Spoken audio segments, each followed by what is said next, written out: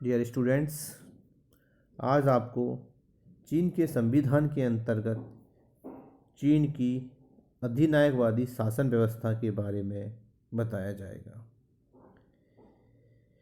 चीन की अधिनायकवादी शासन व्यवस्था चीन के संविधान द्वारा स्थापित व्यवस्था में यद्यपि सभी प्रजातांत्रिक लक्षण जो है वो विद्वान है, लेकिन अन्य साम्यवादी देशों के समान ही चीन के संबंध में भी ये ऊपरी लक्षण नितांत क्या है, भ्रमपूर्ण है। चीनी शासन व्यवस्था वस्तुतः अधिनायकवादी है।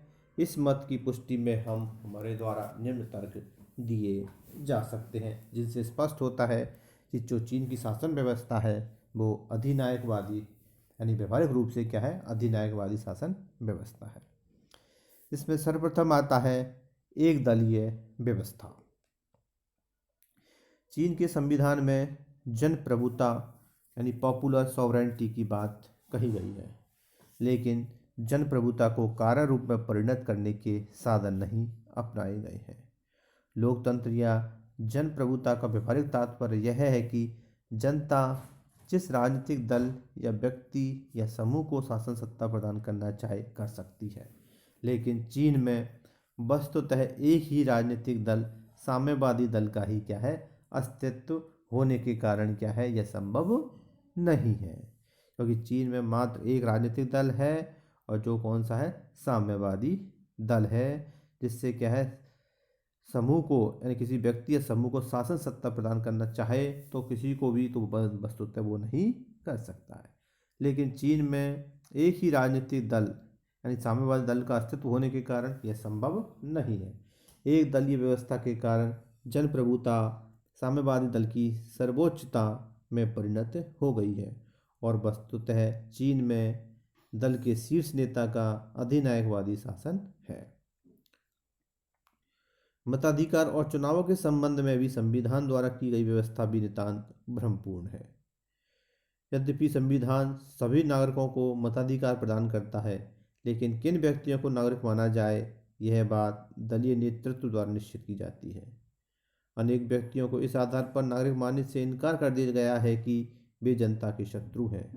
चुनाव एक दिखावा मात्र है, क्योंकि इसके आधार पर जनता साम्यवादी दल के स्थान पर किसी अन्य राजनीतिक दल की सरकार स्थापित नहीं कर सकती, चाहे वह साम्यवादी दल की सरकार से कितनी भी असंतुष्ट क्यों न हो। अगला आता है साम्यवादी दल का अत्यधिक कठोर संगठन। चीन में न केवल साम्यवादी दल का शासन है, अपितु साम्यवादी दल का संगठन और अनुशासन भी अत्यधिक कठोर होने के कारण यह दल के सर्वोच्च नेता माओ या साम्यवादी दल के पॉलिट ब्यूरो के अधिनायकवाद में परिणत हो गया है।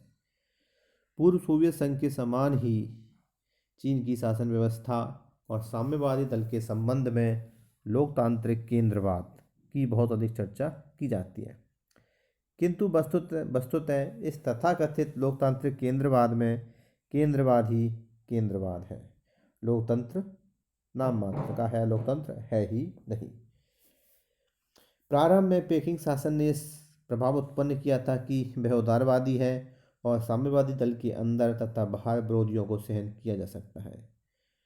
1965 में माओ से तुंग ने कहा था कि मैं चाहता हूं कि सत सत फूल खिले और चीन में विभिन्न विचारधाराएं पनपे, लेकिन बाद में दल के शीर्ष नेताओं की विचारधारा से असहमत व्यक्तियों पर जिस प्रकार से अनाचार किए गए, उससे यह स्पष्ट हो गया है कि उदारवादी घोषणा विरोधियों को मैदान में पकड़ने का जाल मात्र थी। अगला आता है नागरिक अधिकार भ्रमपूर्ण। चीन के संविधान द्वारा अपने नागरिकों को जो अधिकार और स्वतंत्रताएं प्रदान की गई हैं वे नितांत भ्रमपूर्ण हैं। विचार और भाषण, प्रदर्शन, साहित्यिक स्वतंत्रता और प्रेस की स्वतंत्रता का अधिकार देते हुए उन्होंने स्पष्ट कह दिया है कि इनका प्रयोग साम्यवादी विचारधारा की सीमा में रहकर ही हो सकता है, अर्थात अधिकार एक हाथ से वापस भी लिए गए हैं।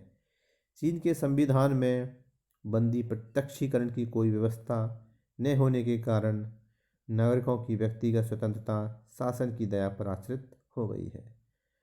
अधिकार इस दृष्टि से भी भ्रमपूर्ण है कि संविधान के द्वारा अधिकार तो प्रदान कर दिए गए हैं, लेकिन उनकी क्रियान्विति का भार न्यायपालिका को नहीं सौंपा गया है। वस्तुतः स्थिति यह है कि यदि एक व्यक्ति के विचार और कार्य तनिक भी साम्यवादी दल के विरुद्ध हैं तो उसे कोई सुरक्षा प्राप्त नहीं हो सकती। अगला आता है न्यायपालिका स्वतंत्र नहीं। स्वतंत्र न्यायपालिका प्रजातंत्र की एक प्रमुख शर्त है, लेकिन चीन में न्यायपालिका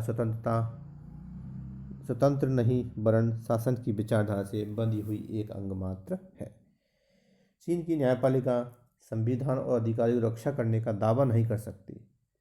प्रोक्यूरेटर्स की व्यवस्था को सिद्धांत में नौकरशाही, ज्यादतियों और न्यायिक त्रुटियों को दूर करने का साधन बताया गया है, लेकिन यह न्यायपालिका को कार्यपालिका और दलीय विचारधारा के अधीन करने का एक यंत्र मात्र है।